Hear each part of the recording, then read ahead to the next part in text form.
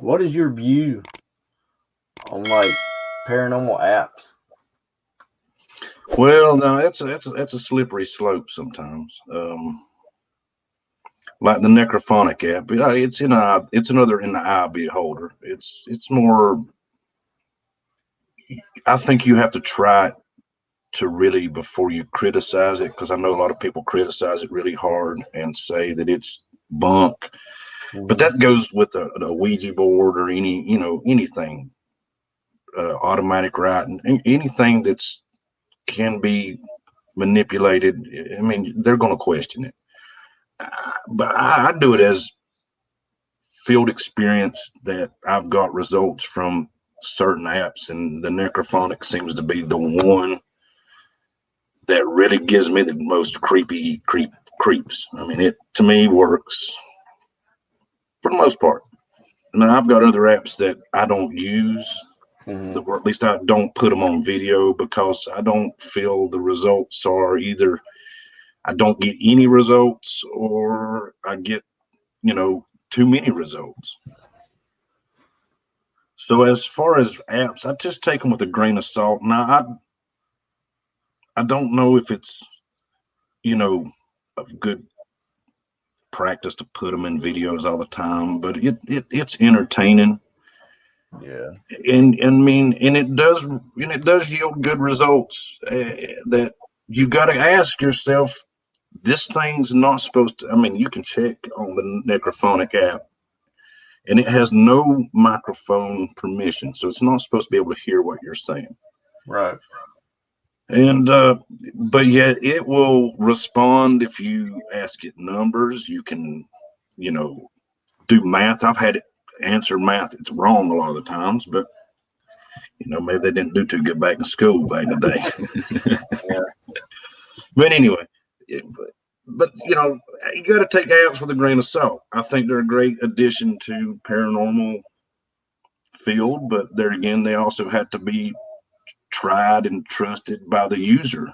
And you can't really, because anything can be manipulated or made to, sound like it's saying something. It's just like when somebody looks at a cloud and says, "Hey, man, that cloud looks like a clown," but the other guy says, "No, man, it looks like a dog to me." It's just the same. It's just whatever somebody wants to make out of these things. Yeah.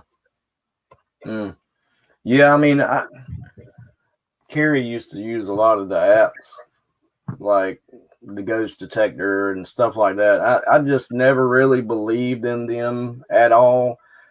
And I went and got a SB11 spirit box, and I really didn't believe so much in that neither, because I'm like, at first I was like, how is a spirit going to manipulate, this radio frequency, through the white noise? But anyway, later on we found out that I really believe that spirits can manipulate it somehow now, because we had a really, really good Estes method that we done one time in Gettysburg, and it blew me away. I mean, is this the one that said your name? Right. It said my name. Yeah. Then it said Carrie's name, but that was with the spirit box. But after that, we started using the Necrophonics app with the spirit box also. So we kind of, include both. But I haven't really had that aha moment with the Necrophonics app yet. But I still try it, because you never know. Anything could work. Right. But I mean, it's just another tool that we have that we can pull out and try. But well, it's just like you said, it's another tool. Right. That's not something to rely on, because it's just mixed results with that. Yeah.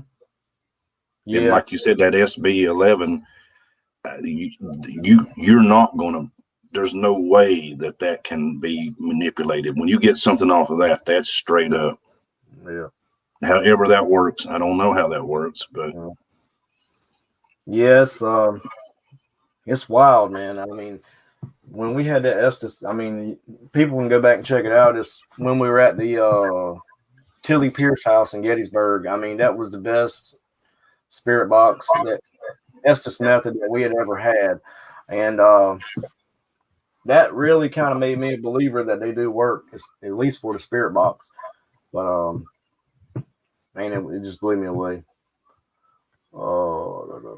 Let's see if we got any questions. If anybody is here that is new, please, if you don't mind, subscribe to the Paranormal Side, and also check out American Phantom Hunters. Also, their link is in the description, or it should be. And give us a big old like, also, if you can. Give us that thumbs up. Yes. Yep.